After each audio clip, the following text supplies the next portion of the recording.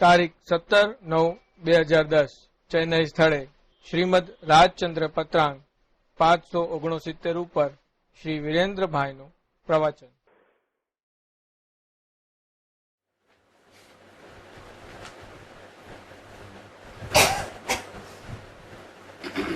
શ્રીમદ રાજચંદ્ર પત્રાંગ 569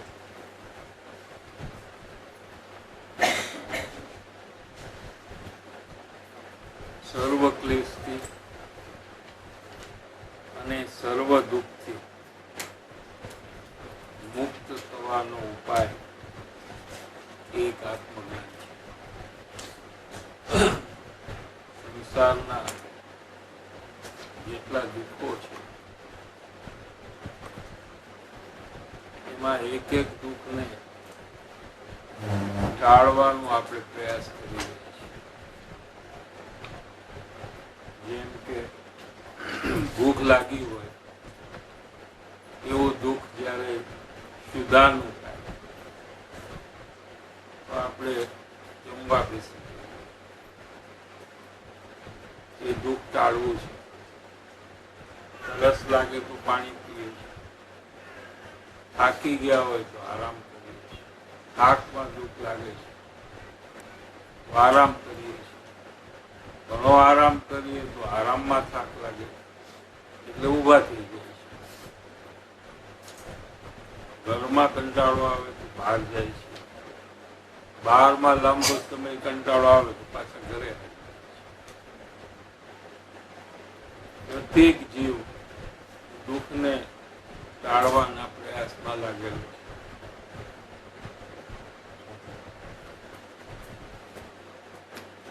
એક દુઃખને પૂરું કરવા જાય તો નવા દુઃખો ઘણા ઉભા થઈ જાય છે. જો ક્વોન્ટિટીથી હિસાબ કરવામાં આવે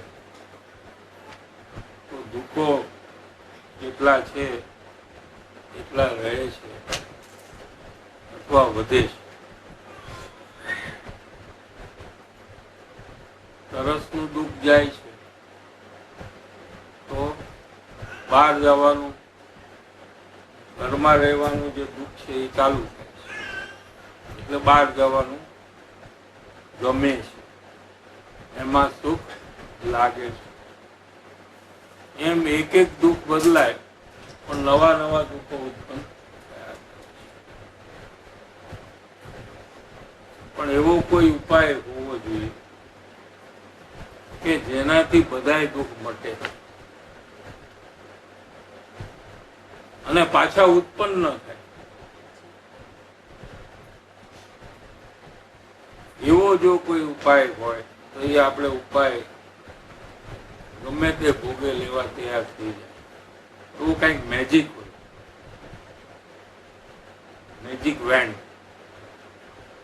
એ તમારા હાથમાં આવે એટલે તમારા બધા દુઃખો મટી જાય. તો એની આપણે કેટલી કિંમત દેવા તૈયાર? આપણી પાસે જેટલું છે બધું દઈ દે. કેમ કે બધું એના માટે છે કે આપણે સુખી થાય.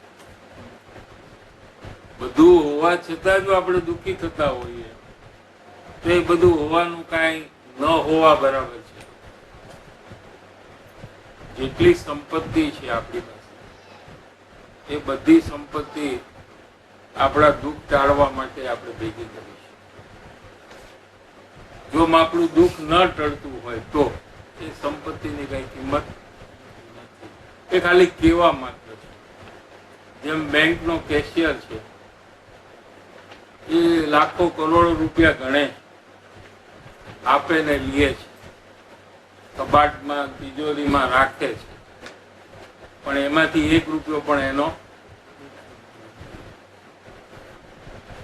એની આજુબાજુમાં પૈસા છે, આવે જાય આપે બધું થાય, તિજોરીમાં જુએ, પણ એમાંથી 1 રૂપિયો પણ એનો. એમ આપણી પાસે જે સંપત્તિ છે એમાં જેટલી આપણે વાપરી ને એ આપણી છે, અને બાકીની જે વાપરશે ને એની છે. આપણે ખાલી એને રાખી છે. જેમ બેંક વાળા રાખે છે આપણા પૈસા. પૈસા તો આપણા છે, એના નથી, ભલે એ રાખ. એમ આપણી પાસે જેટલા પૈસા છે, જેટલા આપણે વાપરી આપણા પુણ્યના છે, અને જેટલા બાકી છે અને જે વાપરે છે એના પુણ્યના આપણે રાખી છે. એઝ એ કસ્ટોડિયન, બેંકમાં છે ને કસ્ટોડિયન. એટલે એ પૈસા કોના છે? તો કે જે વાપરે છે એના છે. સમજાય છે કે નહીં? બીજાના પૈસા આપણે કદાચ રાખી શકીએ પણ વાપરી શકીએ નહીં.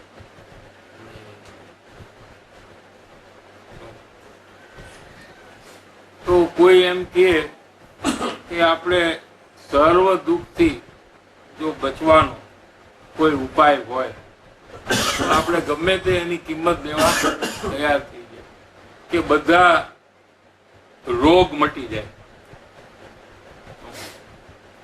બધા એક્સિડન્ટના દુઃખો મટી જાય, મરણનું દુઃખ પણ ચાલ્યું જાય. આપણે ગમતી વ્યક્તિનું મરણનું દુઃખ પણ આપણને ન થવું જોઈએ, એનું મરણ થાય. એવા જેટલા ભય છે, દુઃખ છે, એ બધાથી આપણે બચી જાય એવું જો કોઈ સાધન હોય એના માટે આપણે ગમે તે કરવા તૈયાર થઈ જાય. એવું એક સાધન છે, એનું નામ આત્મજ્ઞાન છે, જેનાથી સર્વ દુઃખથી મુક્ત થાય. કોઈ પણ દુઃખ એને પછી રહે નહીં, અને જેટલું સુખ પ્રગટ થયું એ વધતું જઈને એકવાર પૂર્ણ થઈ જાય. એનું નામ મોક્ષ છે. મોક્ષ કોને કહેવાય? કે સુખ પરિપૂર્ણ થાય એનું નામ મોક્ષ. અને સુખની શરૂઆત થાય એનું નામ આત્મજ્ઞાન. સમજાણું કે નહીં? આત્મજ્ઞાન એટલે ત્યારથી સુખની શરૂઆત થાય, અને મોક્ષ એટલે સુખ સંપૂર્ણપણે અનુભવમાં આવે કે પછી કદી જાય જ નહીં.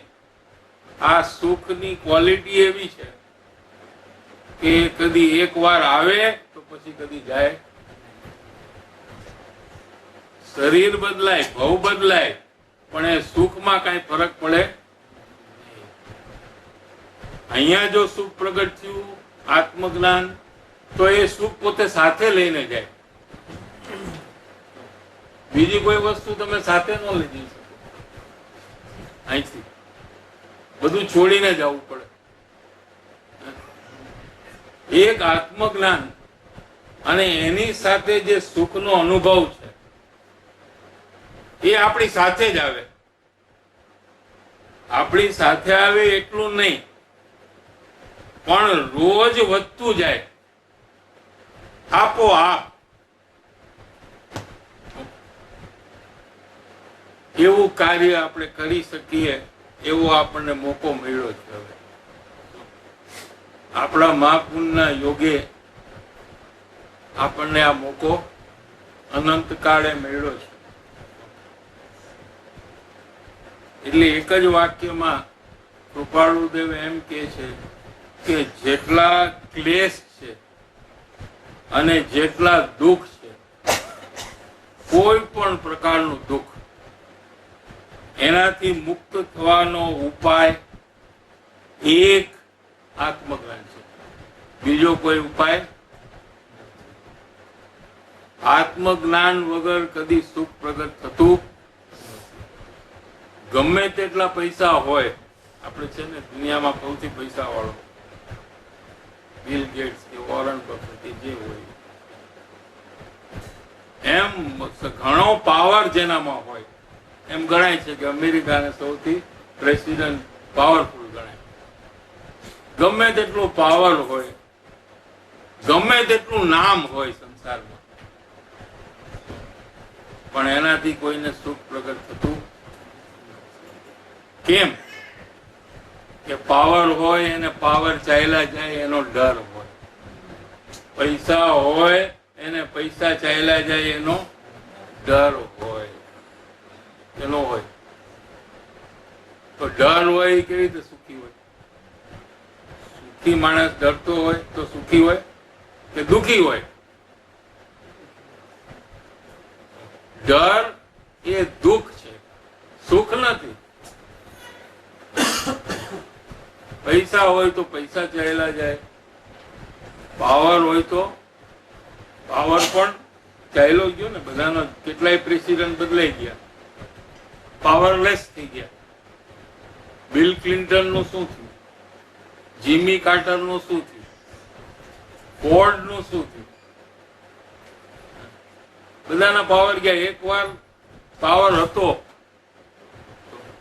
કે ઠેઠ ઇન્ડિયામાં એની ઇફેક્ટ આવતી હતી, પાકિસ્તાનમાં એની ઇફેક્ટ આવે. માંથી એક પગલું લે તો એની ઇફેક્ટ અહીંયા આવે. હવે કાંઈ નથી. એટલે જે વસ્તુ સંસારમાં મળે છે એ મળતા જ એને જવા, એ ચાલી જાય એનો ભય ત્યારે ચાલુ થઈ જાય. ક્યારે ચાલુ થાય? કે જયારે મળે ત્યારે. જેની પાસે હોય જ નહીં એને ભય ક્યાંથી હોય? આ ભિખારી હોય, ઝૂંપડામાં રહેતો હોય, કઈ દરવાજા ખુલ્લા રાખીને સુવે, એને કઈ ભય હોય? કઈ છે જ નહીં. આંટો મારીને પાછો વયો જશે બોલો ચોર. તો ભય ક્યારથી ચાલુ થયો? કે જ્યારથી સંપત્તિ આવે ત્યારથી ભય ચાલુ થાય.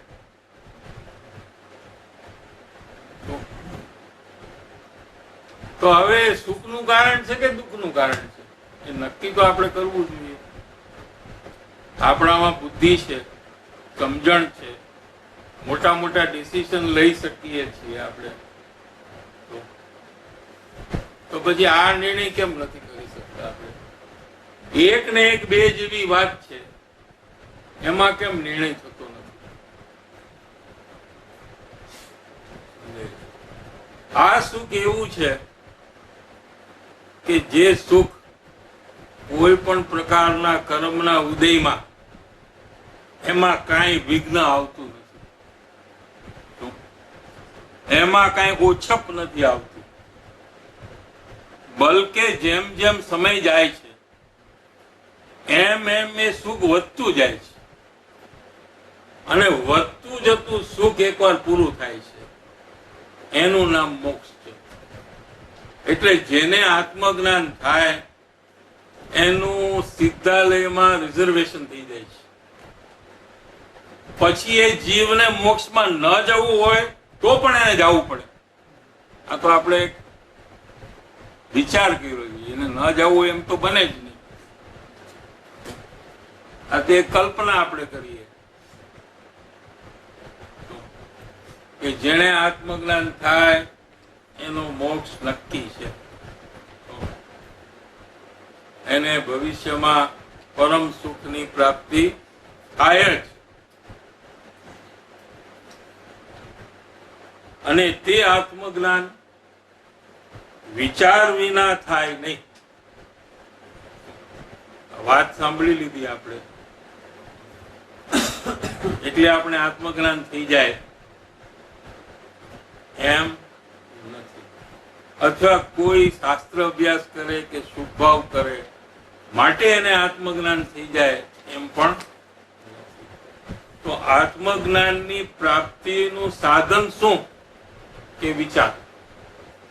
એ વિચાર શક્તિ આપણને મળી છે. આપણને મન મળ્યું છે ને,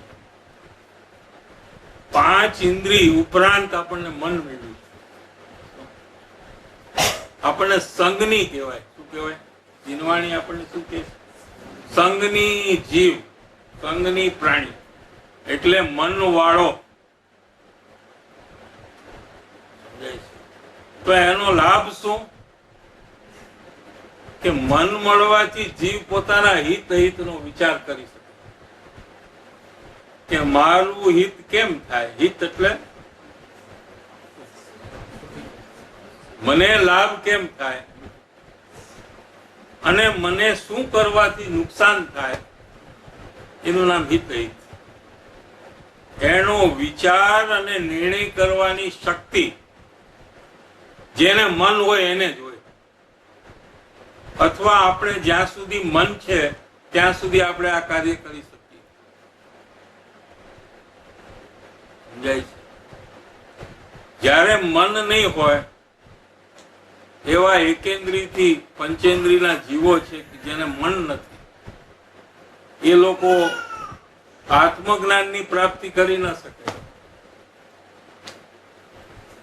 એકલું દુઃખને જ ભોગવી શકે. કેમ કે એ લોકોને ખબર નથી કે શું કરવું. આ દુઃખમાંથી કેવી રીતે બચવું એ ઉપદેશ એ સમજી નથી શકતા અને એવું કાર્ય કરી શકતા. એવી શક્તિ, કેપેસિટી એ લોકોમાં નથી, પણ આપણામાં છે. આપણને મન મળ્યું છે એટલે આપણને શું શું કાર્યથી નુકસાન થાય અને શું શું કાર્ય કરવાથી લાભ થાય એનો નિર્ણય આપણે કરી શકીએ છીએ. અને એ નિર્ણય કરીએ ત્યારે મનનું કાર્ય ચાલુ થાય. ત્યાં સુધી કોઈ મનનું કોઈ કાર્ય હોતું જાય છે. તો વિચાર વિના આત્મજ્ઞાન થતું નથી. એટલે મારું હિત કેમ થાય? હું કોણ છું? પહેલો પ્રશ્ન વિચારમાં કયો આવે કે હું કોણ છું? આ અરીસામાં જે દેખાય છે એ હું છું? તો એનાથી કોઈ જુદો છું? અરીસામાં દેખાય, જોયું ને આજે મોઢું બધાના જ્ઞાનમાં રજીસ્ટર છે ને, લાસ્ટ મોઢું માથું કેવું હતું કે ને રજીસ્ટર થયેલું છે. બધું બરાબર, ચાંદલો બરાબર, બધું આમ કરેક્ટ છે. એ એમાં રજીસ્ટર થઈ ગયું છે. શેમાં? જ્ઞાનમાં. એટલે તો આપણે કેવા છીએ અત્યારે આપણે વિચારીએ તો આપણે અરીસામાં છેલ્લા જોયા હતા ને એવા છે. રમેશભાઈ જોયું તું કે નહીં?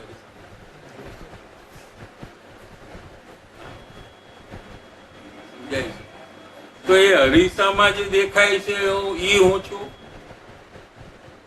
કે અરીસાને જોવા વાળો હું છું?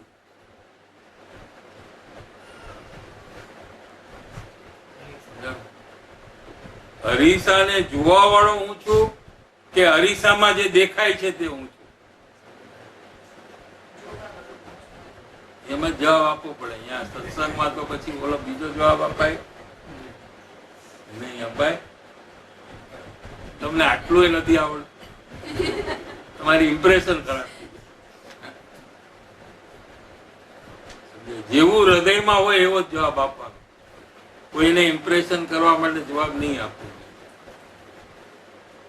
તો આપણામાં કઈ ભૂલ હોય તો નીકળી જાય.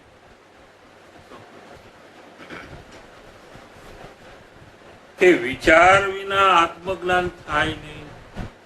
હું કોણ છું, હું ક્યાંથી આવ્યો છું. માતાના પેટમાં જ. પણ એમાં પણ હું આવ્યો કેવી રીતે? કે એ પરમેનન્ટ ત્યાં જ હતો.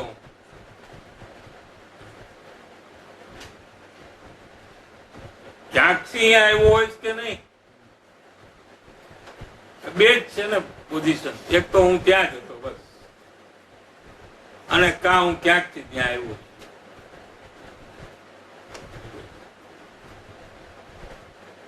તો સાચું શું લાગે? હું ક્યાંકથી આવ્યો છું. ત્યાં ક્યાંથી થયો? શું સ્વરૂપ છે મારું ખરું? આપણે આવ્યું હતું પરમ કાલે બહુ પુણ્ય કેરા.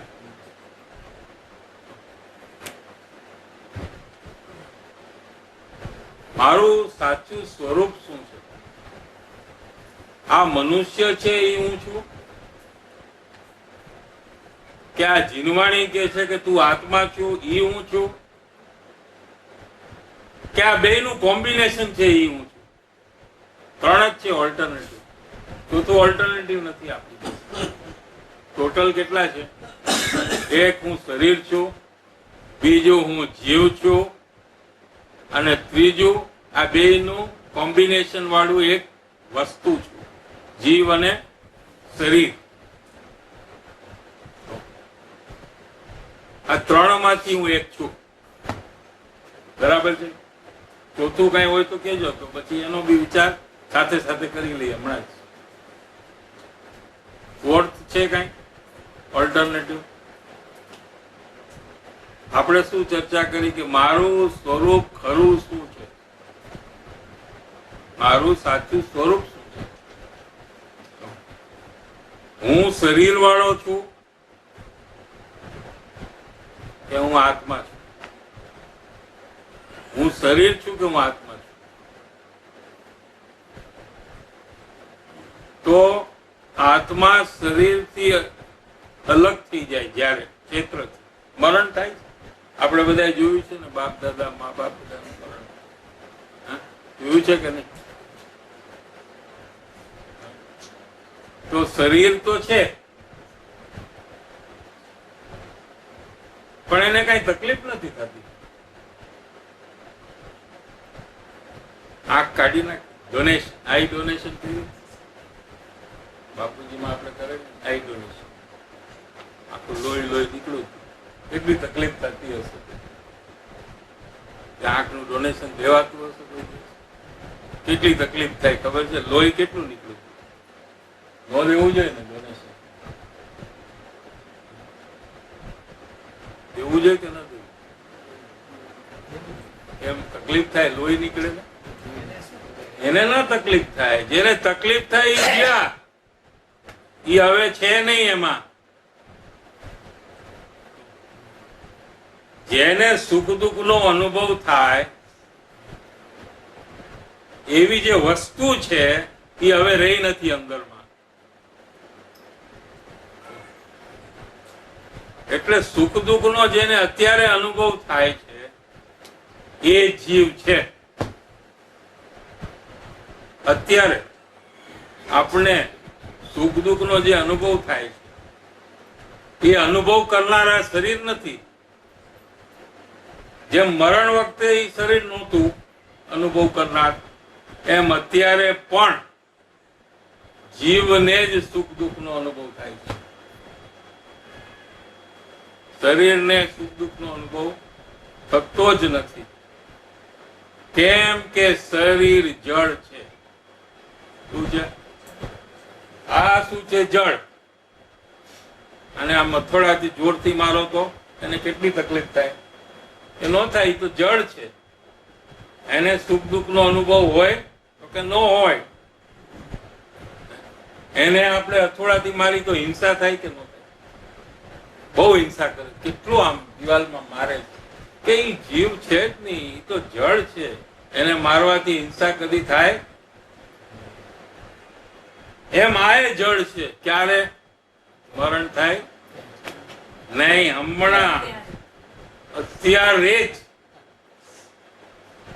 આને ખબર નથી પડતી. જેને ખબર પડે છે ને એ જીવ છે.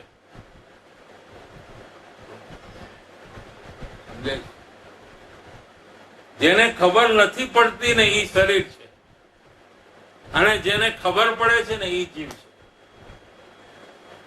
કોને ખબર પડે છે? મને.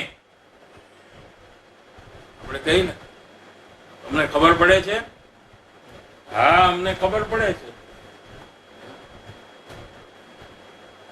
તો જેને ખબર પડે છે એ જીવ છે.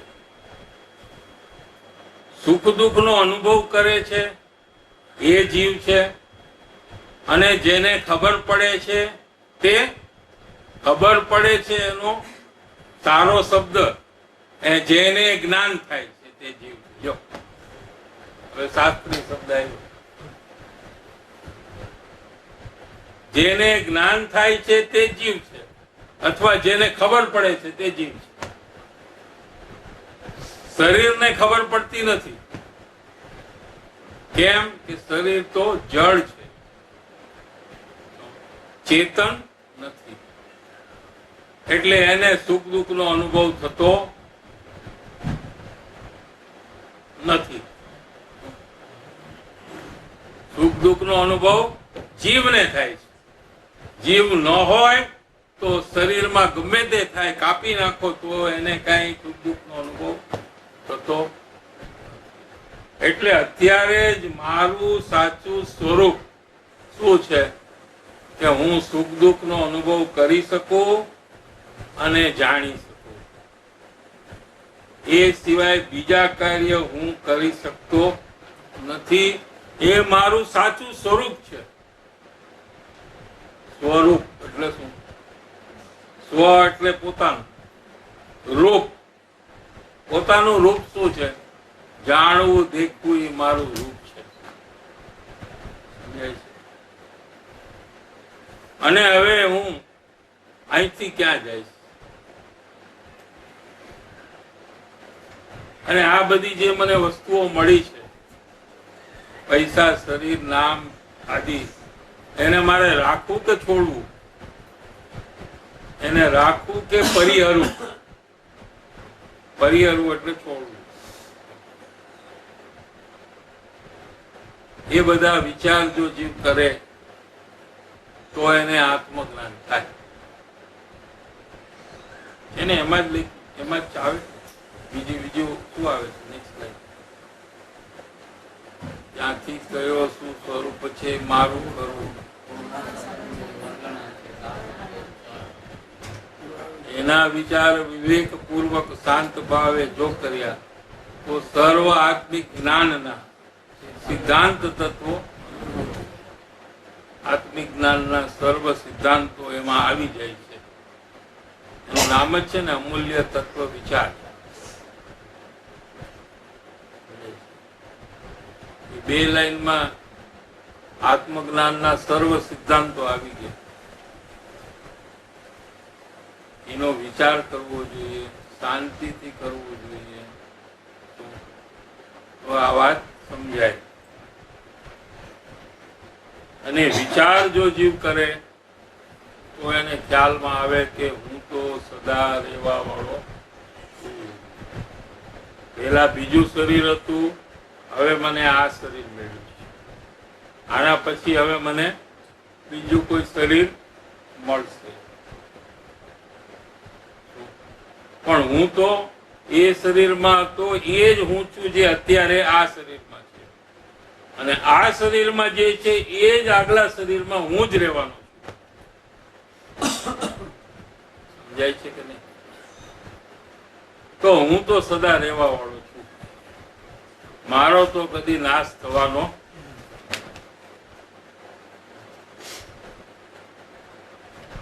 તો પછી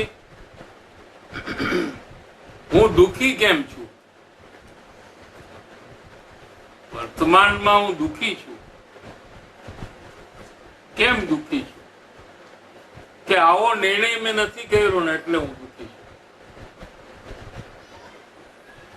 હું અનાદિ અનંત છું, શાશ્વત છું, અવિનાશી છું, આનંદ સ્વરૂપ છું. એવો નિર્ણય મેં નથી કર્યો. તો મેં કેવો નિર્ણય કર્યો છે કે હું શરીર વાળો, હું પુરુષ, હું સ્ત્રી, હું વેપારી, એવો મેં નિર્ણય કર્યો છે. અને એ બધી વસ્તુ કાયમ રહેવા વાળી નથી. મારી જેમ એ બધી વસ્તુ પલટાયા કરે છે અને આવે અને જાય છે. અને મેં મારું હોવાપણું, મારું એક્ઝિસ્ટન્સ એમાં માયનું છે. તો એટલે એમાં કંઈક થાય તો જાણે મને તકલીફ થવા, કે જાણે મને થઈ ગયું આ બધું. શરીરમાં કંઈક થાય તો મને તકલીફ, કુટુંબ પરિવારમાં કંઈક થાય તો પણ મને તકલીફ થવા મળે. કેમ કે બધું મારું છે અને હું એમાં છું એવું મેં માન્યું છે. માટે હું દુઃખી છું. સમજાય છે?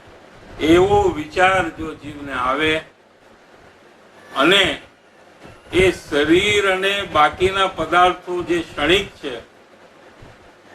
એમાં પોતાપણું છોડવાનો પ્રયાસ જ્યારે જીવ કરે, અને એ પ્રયાસ કેવી રીતે કરે કે શાશ્વત વસ્તુ એવો જે આત્મા છે એને ખ્યાલમાં લઈ અને આ હું છું એમ સમ્યક દર્શન ને સમ્યક જ્ઞાન કરે તો જે દુઃખથી બચી શકે. માટે સર્વ દુઃખ અને સર્વ ક્લેશથી મુક્ત થવાનો ઉપાય એક આત્મજ્ઞાન. અને વિચાર વિના આત્મજ્ઞાન થાય. આવા વિચાર હમણાં જે આપણે ચર્ચા કરીએ એ વિચાર કર્યા વગર જીવ નિશ્ચય ન કરે કે મારે આત્મજ્ઞાનની પ્રાપ્તિ કરવી છે, એવો નિશ્ચય જો ન કરે તો એને આત્મજ્ઞાન થાય. એટલે વિચાર વિના આત્મજ્ઞાન થાય. સમજાય છે? વિચારમાં નિર્ણય પણ આવે છેલ્લે. અને નિર્ણય આવે એમાં શું આવે કે હવે મારે જેટલું જીવન બાકી છે, જેટલું ગયું હોય તો ગયું, પણ જેટલું બાકી છે એમાં મારે આત્મજ્ઞાનની પ્રાપ્તિ કરવી છે. કેમ કે મારે સુખી થવું છે.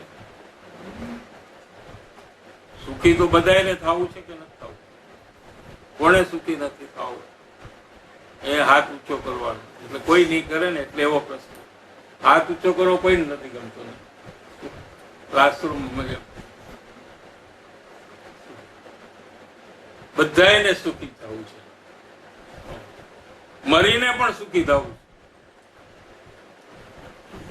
આપઘાત કરે છે એ સુખી થવા માટે કરે. થાય દુઃખી એ વાત અલગ. પણ અત્યારે જે પરિસ્થિતિ છે એ પરિસ્થિતિ સહન નથી થતી. આપણે અહીંયા થર્ડ બિલ્ડિંગમાં તો કેસ થઈ ગયો અનંતભાઈ નો, અમેરિકામાં આપઘાત થયો.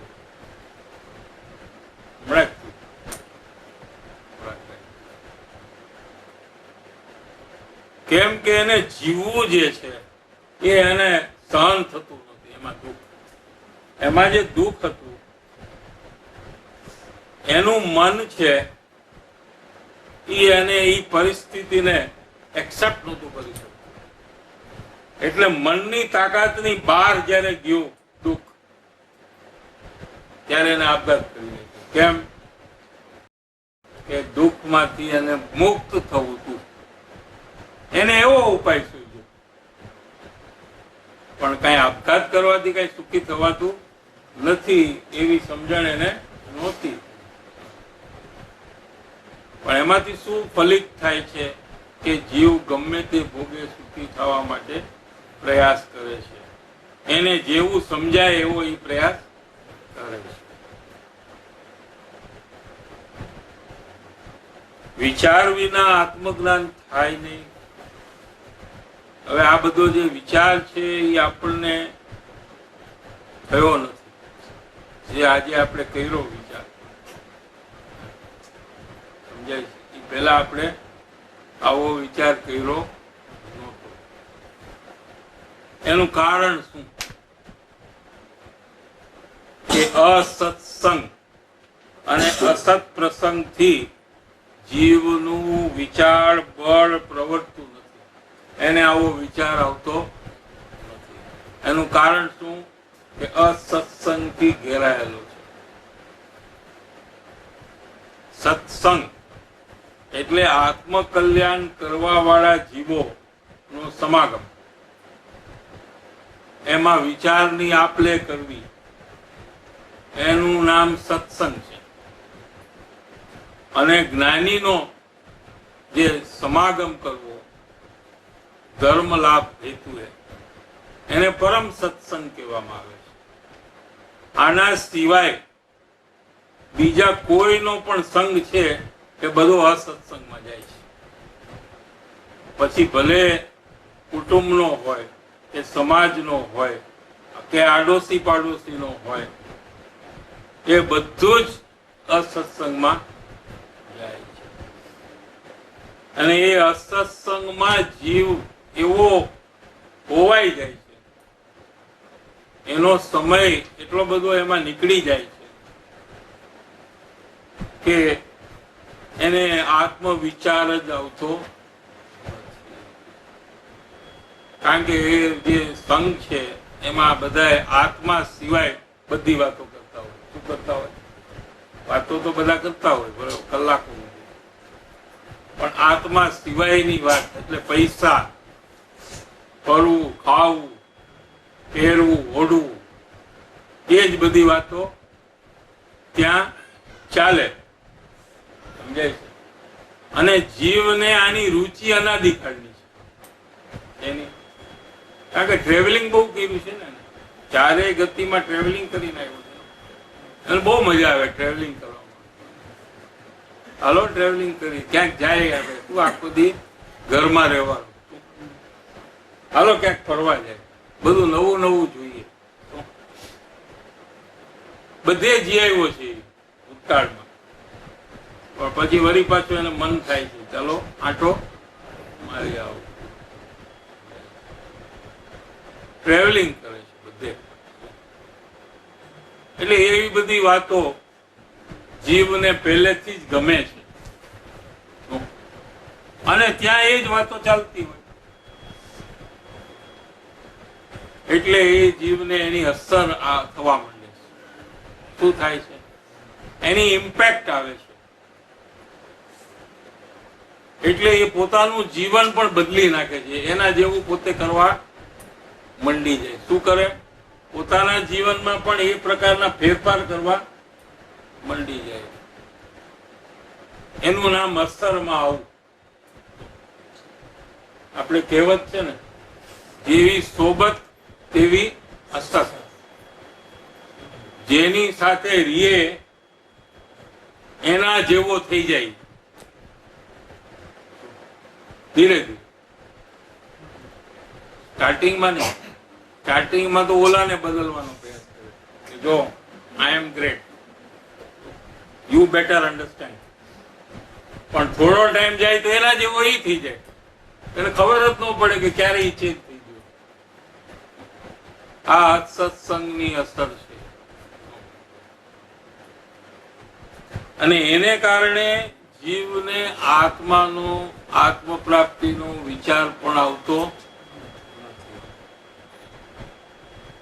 અસત્સંગ, સત્સંગ સિવાય જેટલી પ્રવૃત્તિ છે એ બધી અસત્સંગ. તથા અસત પ્રસંગ, ઇવેન્ટ્સ, કાલે આપણે વાત થઈ છે, બર્થડે, એનિવર્સરી, પછી આપણે બીજાને બોલાવાના, આપણા કુટુંબી લોકોને બોલાવવા જોઈએ કે એકલા એકલા બર્થડે જોઈએ કે એનિવર્સરી સારું કહેવાય?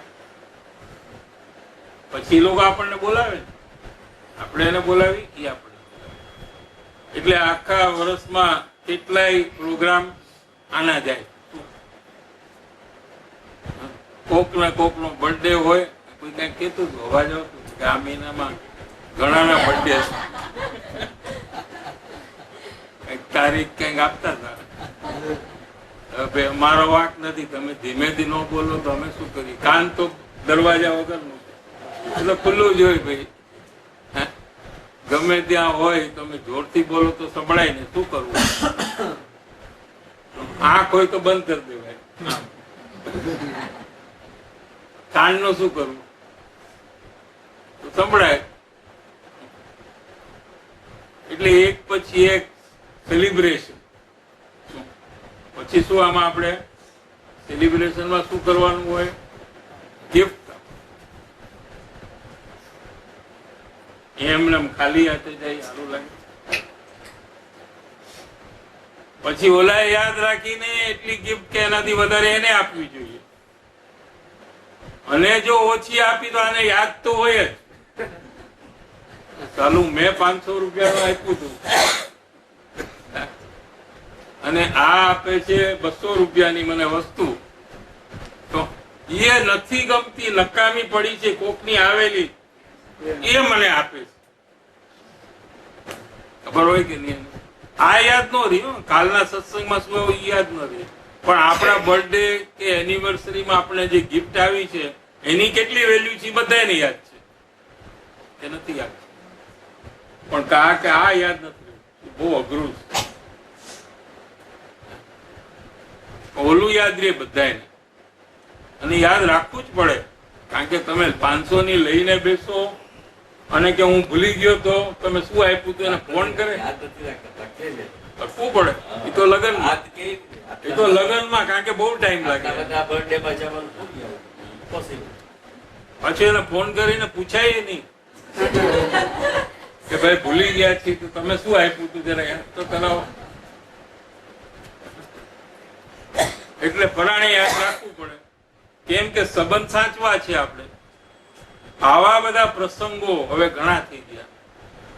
કાલે કોણ કીધું? Father's day, mother's day, sister's day, પછી બીજા છે ઓલો વેલિંગ્ટન ડે, ફ્રેન્ડશિપ ડે. હવે કેટલા દિવસો સેલિબ્રેટ કરે. આ બધા અસત પ્રસંગ છે, એમાં કઈ છે જ નહીં માલ. આ બધી વસ્તુમાં આ બધા દુકાનદારોને ધંધો થાય છે, બીજું કઈ નહીં. આ બધી દુકાનો આવી રીતે જ ચાલુ છે. તો એ લોકોને સેલ થાય, 2 વખતે થાય. આનો હોય તો થાય ને ઓનો હોય તો થાય, કારણ કે આને દેવાનું ને આને દેવાનું. એ ઇકોનોમી ચાલે છે આપણી. આપણું એમાં કોન્ટ્રીબ્યુશન છે ઇકોનોમી ચલાવવામાં. આવી રીતે નાની એમ કે છે કે આ બધા અસલ પ્રસંગો છે. એવા પ્રસંગમાં જીવ એવો તન્મય થઈ જાય છે, એકમેક થઈ જાય છે કે એને આત્મવિચાર આવતો નથી કે હું કોણ છું, મારે કેટલા વર્ષ અહીંયા જીવવાનું છે, હું કેટલો વખત રહીશ, પછી અહીંથી હું ક્યાં જઈશ, એનો વિચાર પણ એને આવતો. જોકે એને બધાને ખબર છે કે એક દિવસ મરણ આવવાનું, પણ પોતે નક્કી કરી નાખ્યું કે એમાં તો આપણે કાંઈ જ ન કરી શકીએ, માટે એ વાત રહેવા દે. એ સિવાય બીજી વાત કરો. મરણનું તો આપણે કઈ કરી શકીએ? પછી એની વાત શું કામ કરવાની? એટલે એની વાત નહીં કરવાની આપણે, કારણ કે જેમાં આપણે કઈ કરી ન શકીએ એમ પહેલેથી માની લીધું આપણે, એની વાત તો આપણે કરાય. પણ એવું કોણે કીધું કે એમાં આપણે કઈ ન કરી શકીએ? એ પોતાના સર્કલ વાળાએ કીધું. અસત્સંગમાંથી આ શ્રદ્ધાંત થયું છે. જો સત્સંગમાં આવે તો એને ખબર પડે કે આપણે આપણું મરણને સુધારી શકાય અને પછી આપણે સુખ પણ પ્રાપ્ત કરી શકાય, પણ એનો વિચાર સત્સંગમાં આવવાથી જ થાય. અસત્સંગ ને અસત પ્રસંગમાં જીવનું વિચાર બળ પ્રવર્તતું નથી. એમાં કિંચિત માત્ર સંશય નથી કે છે. શું કૃપાળુદેવ કહે છે કે એમાં કોઈ ડાઉટ નથી, તમે કોઈ ડાઉટ રાખતા બી નહીં. તમને આત્માનો વિચાર જો નથી આવતો અને જો કદાચિત થોડો આવતો હોય તો એ વિચારમાં કઈ બળ નથી. એટલે શું બળ નથી? એટલે શું? કઈ તોડફોડ નથી કરવાની. મારામાં જો કેટલું જોર છે, તોડી ફોડી નાખવું. તોડફોડ નથી કરવાનું. બળ એટલે શું? કે વિચાર પ્રમાણે કાર્ય કરવું, એને બળ કહેવાય.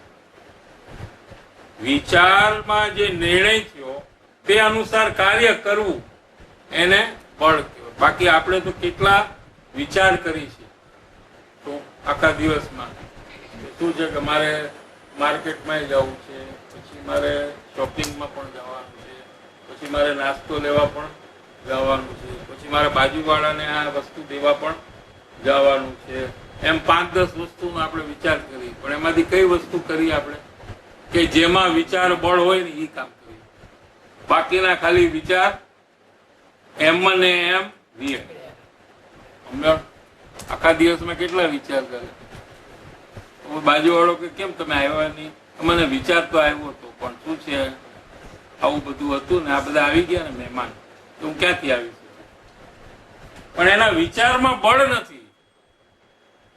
અને જે કાર્ય થાય ને એ જ વિચારમાં બળ છે એમ સમજવું. આખા દિવસમાં અનેક વિચાર આવે છે આપણને, પણ બધાય કાર્ય નથી કરતા આપણે. કેમ કે વિચારમાં બળ નથી. પણ જે કાર્ય આપણે કરીએ છીએ એમાંથી સિલેક્ટ કરીને એમાં બળ છે.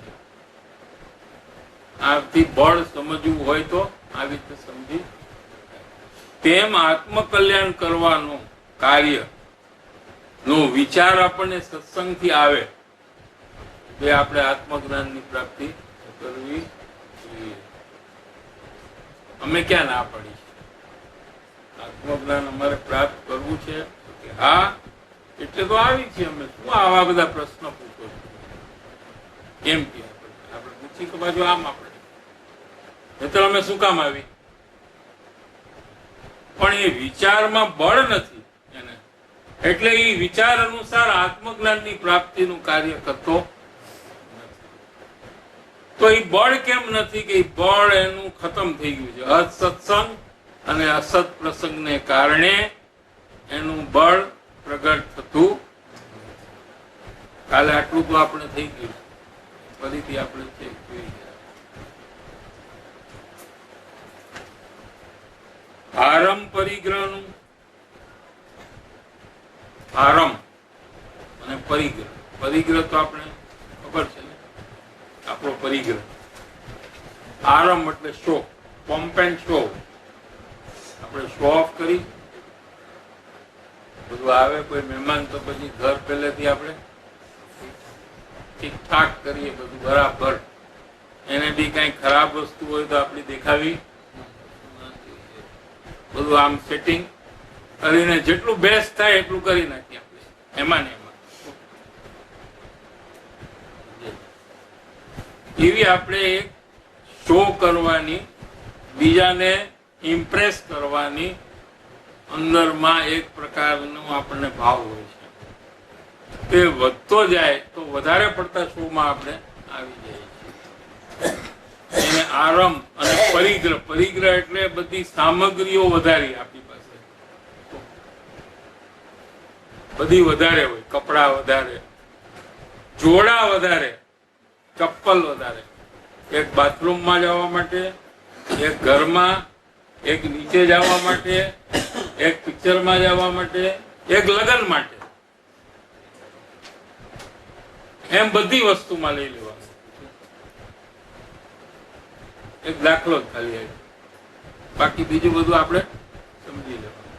આ બધો પરિગ્રહ છે. શું છે? એ વધતો જાય છે. શું કામ વધે છે? બે કારણ છે. એક તો જીવની ઈચ્છાઓ વધી ગઈ છે અને હવે જીવ પાસે વર્તમાનમાં પુણ્ય યોગે પૈસા પણ એટલા આવી ગયા છે ને તો લોન લઈને કરે, ક્રેડિટ કાર્ડ 10 ઇન્સ્ટોલમેન્ટ 10 ઇન્સ્ટોલમેન્ટ મળે છે.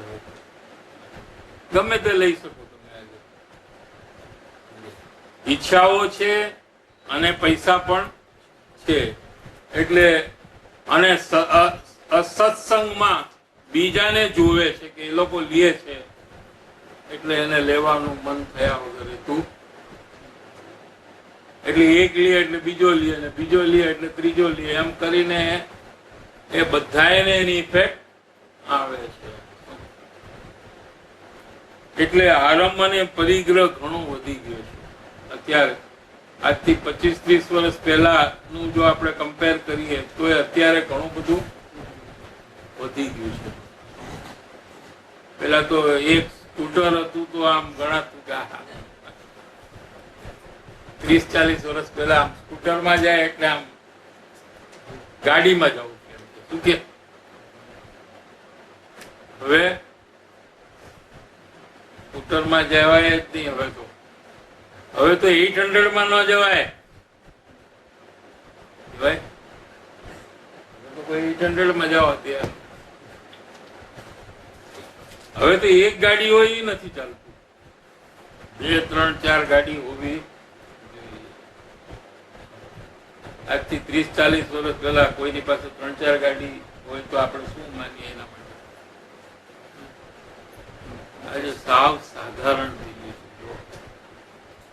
ગમે તેની પાસે હવે 2 ગાડી 3 ગાડી થવા કેમ કે સાધન મળ્યું છે હવે અને ઈચ્છાઓ અનેક અને અસત્સંગનો પ્રભાવ એટલો બધો છે બધાય કરે એટલે હવે આપણે પણ કરવું. હવે તો ઇન્સ્ટોલમેન્ટમાં કાંઈ દેવાની જ જરૂર નથી. બધું ઇન્સ્ટોલમેન્ટમાં મળવા માંડ્યું. જોઈએ જે ઈચ્છા થાય એ લઈ લેવા. સાધનો વધી ગયા તો એ સાધતા સાધનમાં જીવનો ઉપયોગ પણ ત્યાં બધે લાગવા માંડ્યો છે. આત્મામાં ઉપયોગ કેવી રીતે જાય હવે?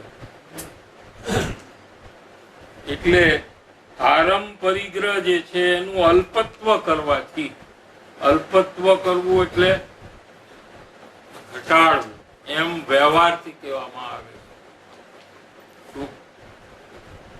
સમજાય છે કે કેમ કે અંદરમાં એની જે રુચિ છે એનું અલ્પત્વ કરવાનું છે. એમાં જીવનો અધિકાર છે. પણ બાહ્ય વસ્તુ જે છે એમાં તો જીવનું, અજ્ઞાની જીવનું પણ કઈ ચાલતું. એ તો પોતાના કર્મના ઉદયને આધીન છે. જે પણ વસ્તુ આવે છે એ પોતાના પુણ્યના ફળ સ્વરૂપે આવે છે. એ આવે છે એનાથી જીવને નુકસાન થતું નથી.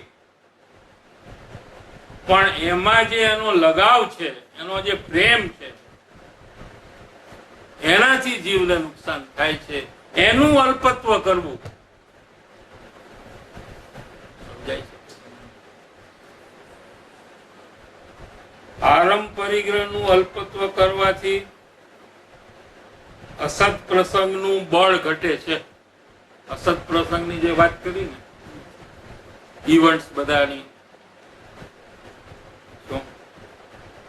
એમાં જે આપણને નુકસાન થાય છે એનાથી બચવા માટે શું કરવું? કે આરંભ પરિગ્રહને ઘટાડવો. બહારથી જેટલો થાય એટલો ઘટાડવો. પણ મૂળ તો પોતાના અંદરથી એનું અલ્પત્વ થવું જોઈએ. એટલે એનાથી મને કોઈ લાભ નથી તો એમ અંદરમાં એમાં નીરસપણું પ્રગટ કરવું જોઈએ જીવે. એનું નામ અલ્પત્વ કરવું કહેવામાં આવે. એટલે પોતાની ઈચ્છા જો હોય તો એ પ્રમાણે એને કંઈ કરવું નહીં મુમુક્ષુની શરૂઆતમાં કેવી રીતે આ કાર્ય કરે કે એને અનેક પ્રકારની જે ઈચ્છાઓ થાય છે બધી વસ્તુ લેવાની, તો હવે એ જીવ શું કરે? પ્રથમ આપણી ઈચ્છા પ્રમાણે આપણે કઈ લેવું જ એમ પોતાની ઈચ્છાનું અલ્પત્વ કરે. બાકી બીજા કોઈને લેવું હોય તો એ લોકોની ઈચ્છા પ્રમાણે ભલે એ લોકો કરતા, પણ મારે હવે આ બધી વસ્તુ મારા માટે કોઈ કામની નથી. જેટલું હોય એટલું મને બસ છે, મારે કઈ વધારે જરૂર એમ પોતાની જરૂરિયાત ઉપર કાપ મૂકવાનો છે, બીજાની નહીં. આપણે તો બધા ઉપર બધા જોઈન્ટલી કરીએ તો ધર્મ આપણે એટલે એમાં કોઈક ઢીલો હોય એટલે કે આપણે કઈ કરવાની જરૂર નહીં, કારણ કે આને તો નહીં હાલે. તો મારે ગાડી નથી લેવી, પણ તારે શું છે? મને ખબર છે કે એને લેવી છે એટલે એ લે એટલે આપણું આવી ગયું એમાં. એમ નહીં, આપણી ઈચ્છાને આપણે કાર્યરૂપ ન થાય એવા પ્રયાસમાં આવવું, આપણે ચલાવતા શીખવું.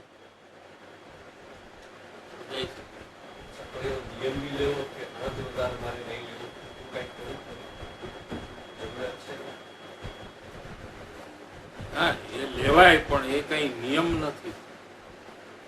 આત્મજ્ઞાન વગર કોઈ નિયમ હોતા કરી શકીએ. કરવું સારું છે, એટલું આપણે પરિગ્રહ ઘટે છે, એટલો લોભ આપણો પણ ઘટે છે. કરવું, પણ એની મુખ્યતા ન રાખવી, કારણ કે એના ઘટવાથી ઓછા કરવાથી આપણી કઈ પ્રગતિ થતી નથી. તો આપણી પ્રગતિ કેવી રીતે થાય છે કે એના વધારાપણામાં આપણો ઉપયોગ એમાં જ રહે છે. એટલે આપણો ઉપયોગ ત્યાં જકડાઈ ન રહે એટલા પૂરતું જ એને ઘટાડવું, બાકી એમાં ઓવરવર્ક નહીં કરવું. તો પછી એને સંતોષ થઈ જાય કે મેં આટલું છોડ્યું, જો હવે હું આ બધું કરતો નથી, અને અંદરમાં જવાનું જે કાર્ય છે એ ન કરે. એ બહુ બેલેન્સ વાળી છે. આ કોઈ કહે તો ને પોતાની મેળે આત્મજ્ઞાન થાય કે નહીં, શાસ્ત્ર વાંચીને થાય કે નહીં? નો થાય. કારણ કે કેટલું ક્યાં બેલેન્સ રાખવું એ કેવી રીતે ખબર પડે? આમ તો જીનવાણીમાં કીધું છે કે ત્યાગ કરવો જોઈએ, નિયમ લેવા જોઈએ, મોહ ઘટાડીને ત્યાગ કરવો જોઈએ, પણ એમાં કેટલું કઈ ભૂમિકામાં ક્યારે કરવું એ કેવી રીતે ખબર પડે? અને જો ને કેટલાય જણા ત્યાગમાં ફસાઈ ગયા છે, આપણે જોઈએ જ છીએ ને. કેટલાય લોકો ધર્મમાં ત્યાગમાં ફસાઈ ગયા છે. ત્યાગ કરે એટલે જાણે કે બધું થઈ ગયું. આત્મજ્ઞાન પ્રાપ્તિ કરવાનું સૂઝતું જ નથી. હવે કેટલાય જણા શુભભાવમાં ફસાઈ ગયા છે, રોજ શુભભાવ કરે, પૂજા ભક્તિ આદિ તીર્થયાત્રા, અને માને કે અમે આગળ વધી ગયા, અને બીજાને આમ તોછડાઈથી જુએ. તમે આટલું નથી કરતા, તમે જૈન છો. બસ એ જેટલું કરે એ બીજા પાસે જ્યાં સુધી નો કરાવે ત્યાં સુધી એને શાંતિ નો થાય. એ હવાને જ ગોતે, કોણ કોણ નથી કરતું, એનું ધ્યાન ત્યાં જ જાય. આ નથી કરતો, પકડવાને. તું ભાઈ તું વાંચેસ, તું વાંચેસ, પણ આ બધું કેમ કરે?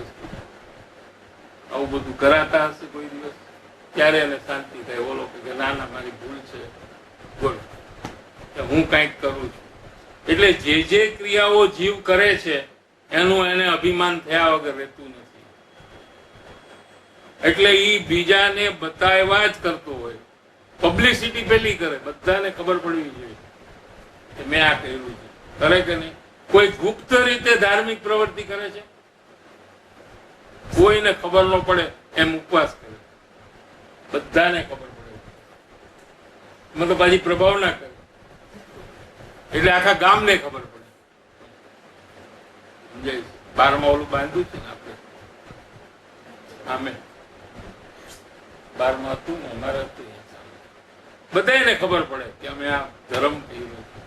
વળી કોઈ ત્યાગ કરે તો પણ એ બરાબર જોઈ લે કે બધાને ખબર પડે છે કે નહીં. એવી રીતે ત્યાગ કરે. કોઈ પૈસા લખાવે, અત્યારે કોઈ માણસ નથી બેઠું મંદિરમાં, બધા આવી જશે ને થોડું 10-15 મિનિટ પછી લખજો. બધા ભેગા થઈ જાય પછી કે મારા આટલા લખો, એટલે ઓલો માઇકમાં બોલે એટલે બધાને ખબર પડે. પણ કોઈને ખબર પડ્યા વગર દાન આપ્યું છે?